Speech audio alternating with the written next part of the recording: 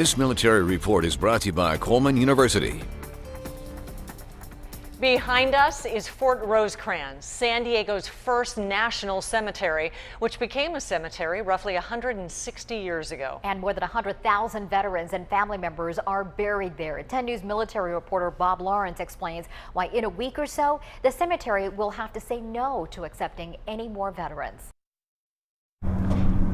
With a folding chair and fresh flowers in hand, Manny Rodriguez changes the water and puts a dozen red roses in place. She's a good woman, and she deserves somebody to visit her.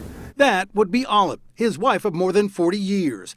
This is where the two-time Purple Heart veteran of the Korean War wanted her to be. It's close to home. I live in National City. But for other veterans, Fort Rosecrans will not be an option soon.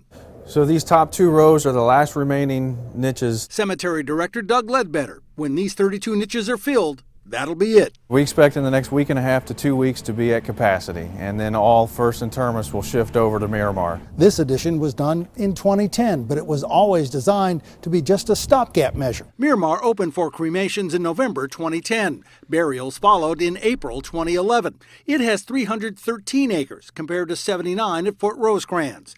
And while some veterans have complained that Miramar doesn't have the vistas Rosecrans does, there's another truth at work. We're just out of space. Not a problem for Manny Rodriguez. His spot is reserved. It's just a matter of when. Who knows? Only God. Until then, he'll bring his chair and a dozen red roses twice a week with this promise from the cemetery director. And give the veterans of this community what they deserve, and that's a national shrine. Bob Lawrence, 10 News, Fort Rosecrans. Burials at Fort Rosecrans stopped in 1966, but they are still available for spouses of veterans who are buried there.